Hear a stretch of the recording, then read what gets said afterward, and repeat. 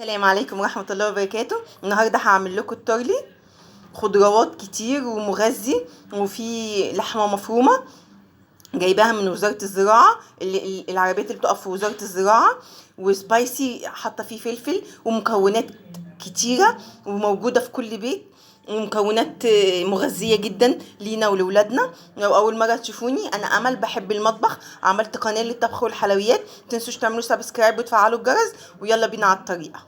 متوسطة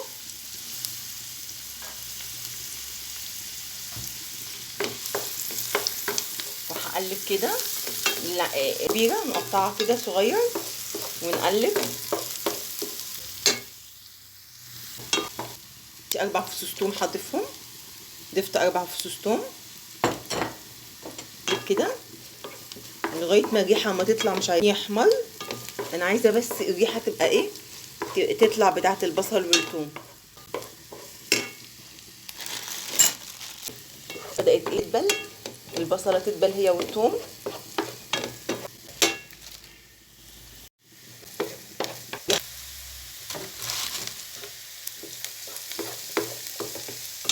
ضفت المفروم كده اللون، انا بس تديني ريحه حلوه.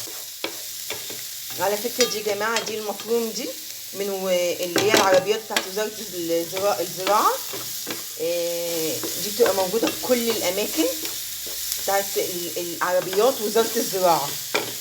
دي ده بلدي، لحمه بلدي مش مستورده ولا مجمده، وفعلا طعمها حلو قوي والله العظيم، وسعرها حلو، سعرها مش غالي.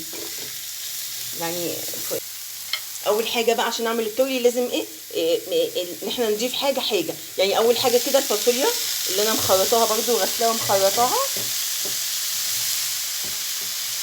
احطها في الفريزر مفرزيناها عشان تبقى سهله ان انا اطلعها لما اجي اعمل.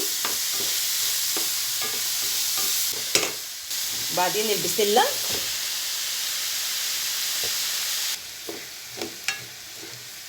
برضو هقلب برضو اهو كده، هقلب بقى كده شويه حلوين على ما اضيف بقيه الخضار، عشان اكتر حاجه بتاخد سوا الفاصوليا والبسله، هما بياخدوا اكتر من الخضار، بقيه الخضار انا عايزاهم بس ايه يتشوحوا كده. عندي هنا برضو 3 جزرات مقطعاهم وغسلاهم ومقطعاهم، برضو هقلب كده. الاكل ده كل ده خضار صحي للولاد ولينا برضو عشان احنا برضو ككبار، فده كل ده كده خضار صحي لينا. حاجه الكوسه دي برضو 3 كوسات، انا برضو غسلاها ومنضفاها ومخرطاها. اقلب كده برضو، ممكن نحط الحاجات دي كلها في البرام ونحطها في الفرن. هنا عندي في 2 قرن فلفل حامي، اللي بيحب الحامي طبعا هيحط، ممكن في البارد عادي. هي حاجه حلقات الطماطم هنرصها كده، والطماطم ده كده نغطيه بقى ونسيبه لغايه ما نحط التحديقه بتاعته. لو ما فيش شوربه نحط. انا عندي هنا الميه زي كوبايتين ميه، هضيف لهم معلقتين الصلصه دول. علبه الصلصه فيها زي صلصه كده، انا حطيت فيها شويه ميه دوبتهم وهضيفها. انا عندي هنا معلقه فلفل، معلقه بابريكا، معلقه ملح، ولازم نعمل حسابنا ان احنا هنحط مرق الدجاج او الشوربه فيها ملح.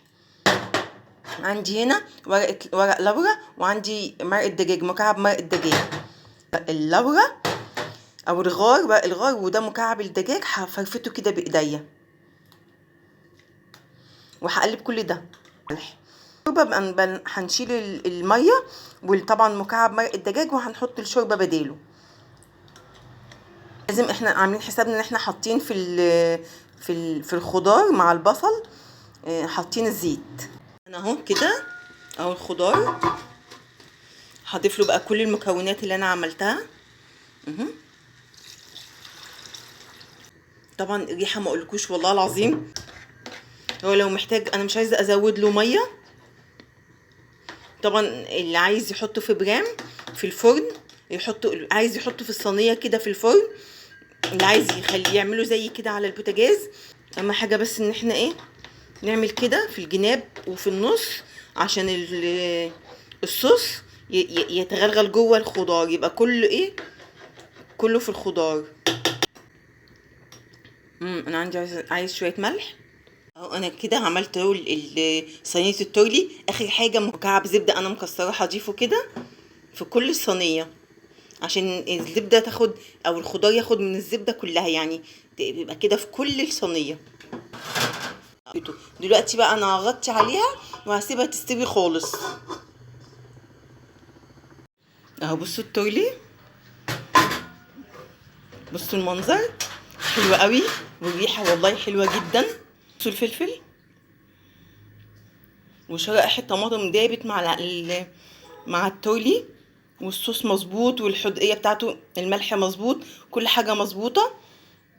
واتمنى انتوا فعلا تعملوه، ان هو فعلا مغذي، ومغذي للاولاد جدا، ومغذي لينا احنا برضو ككبار، يعني اولاد وكبار. وبالنسبه لورق اللورا ده كده نشيله عشان ما يجيش مع الاكل ويضايقنا.